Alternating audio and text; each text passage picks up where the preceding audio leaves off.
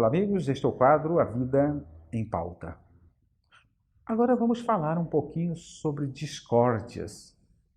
Talvez você fique surpreso, porque talvez na sua vida não tenha discórdias. No mundo e ambiente que você vive, talvez não tenha discórdia. Temos discórdias em nossas vidas? Temos conflitos? Quando fala em guerras, por exemplo, você já pensa guerra entre países. Mas vivemos as guerras internas. As guerras internas e as guerras menores no nosso ambiente, aonde transitamos, aonde vivemos. Vivemos em discórdia muitas vezes dentro do lar, temos os nossos desafetos. Às vezes dizemos que temos no nosso ambiente familiar ovelhas negras que perturbam o ambiente familiar.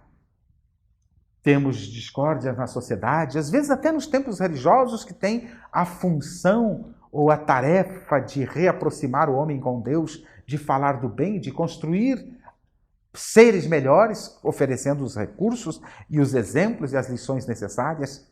Temos os mais variados tipos de discórdias. São inúmeras as questões que vivemos e geram conflitos. Vivemos discórdias no trânsito, conflitos e guerras no trânsito, e em todos os lugares onde o ser humano transita ainda há discórdia, inclusive nas opções religiosas.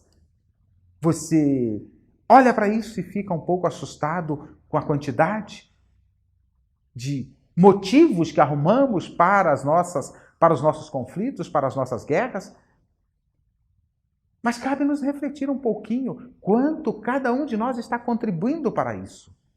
Eu só posso interromper aquelas discórdias que eu participo, aqueles conflitos que eu me envolvo. Eu não posso resolver os conflitos de que outra pessoa se envolve. Eu só posso resolver as que eu me envolvo. Então é preciso que eu reflita um pouquinho mais quanto eu estou disposto, o que eu tenho feito para diminuir as discórdias que estão à minha volta, quanto estou contribuindo para os conflitos que estão à minha volta. O que estou fazendo? As discórdias e os conflitos, as guerras, as lutas, as mais variadas, inclusive as internas de você consigo mesmo, estão te fazendo bem? Muitas vezes as internas nos levam ao extremo que chamamos depressão, porque estamos em conflitos internos. Mas aqui eu estou mais focado nas discórdias, nas relações, que começam a partir das questões e dos conflitos internos. Mas faz bem quando conflitamos com alguém? Seja em qualquer ambiente, te faz bem? Sem dúvida não faz bem. Muito pelo contrário. Não tenho dúvida que a todos aqueles que participam de qualquer tipo de conflito faz mal, mesmo que não admitam. No seu interior, alguma coisa os perturba por causa dos conflitos. Quantas vezes você já pensou em não mais entrar nesses conflitos, mas eis que de repente a pessoa que você não acerta-se muito bem, a ovelha negra da família, por exemplo, você cai de novo e volta a ter conflitos.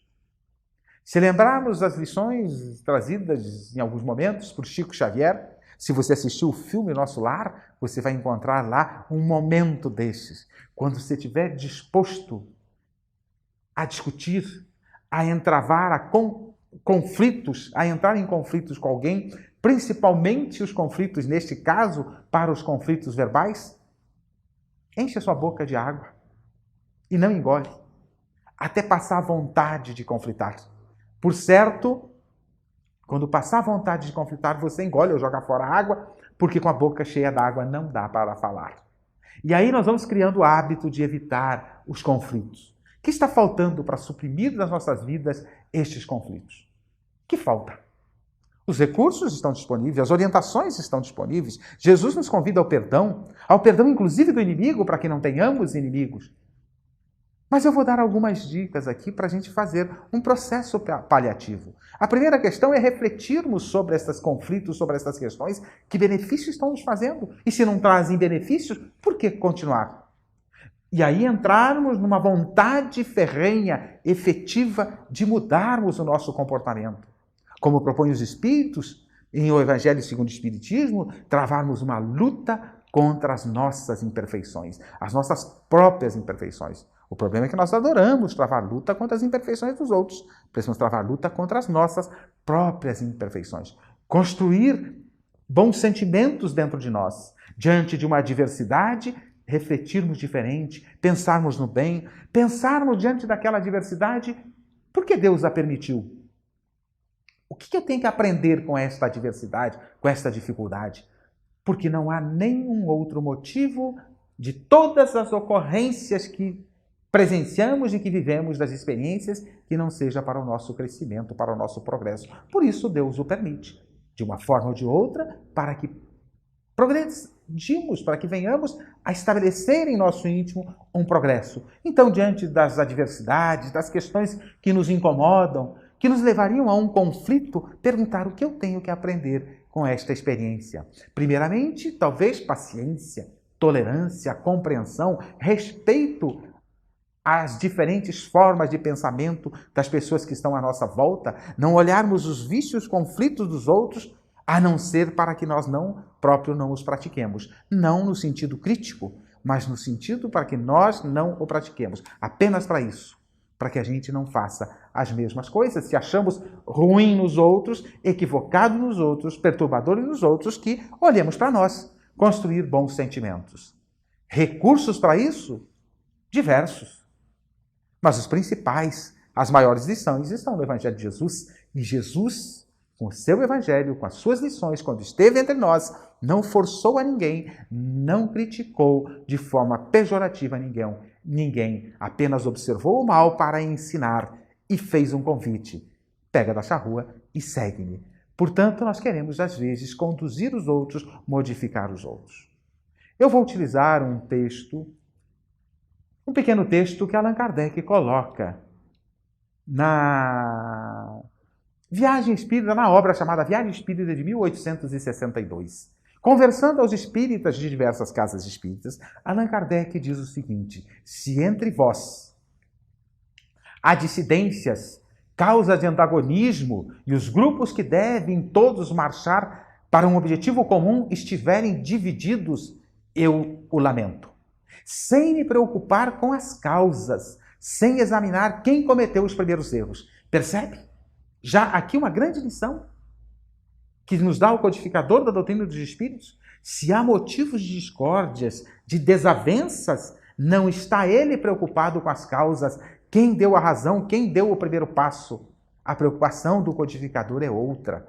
Ele vai dizer: eu me coloco, sem hesitar, ao lado daquele que tiver mais caridade, daquele que tiver mais abnegação, mais amor. Portanto, aquele que tiver a verdadeira humildade. Pois aquele a quem falta, olha que colocação maravilhosa, aquele, pois, a quem falta a caridade estará sempre errado, mesmo embora assistido, diz o codificador, por qualquer espécie de razão.